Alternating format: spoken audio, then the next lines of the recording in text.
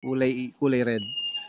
Yan, nalinis sa loob. Wala kang makikitang mga wire. May wire siya, mga hose, pero very organized.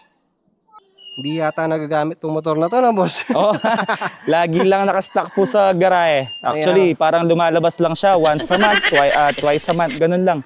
Kaya yung odo niya, kahit 1 year na siya, 5K pa lang yung odo niya. 1 year lang pas na yan. Bata. Tapos na-reset pa yung makina. So, syempre, parang technically, hindi 5,000 yung odo niya, no? Hindi 5,000 yung odo. Bali yung dun sa engine naman niya, nasa 800 odo pa lang siya simula nung nakargahan. 800? Grabe. 800 pa lang. Halos same tayo. Okay, dito naman tayo sa laman. Grabe, oh. Okay, syempre naka-eraser siya na RX Lite. Ayan. Tapos nandito na rin yung ECU niya, linipat. So, yung wiring yan, madugo. Ayan, oh. Kita niyo ba yung wiring? Ang linis ng pagkakagawa, no? So, in-extend lahat nila.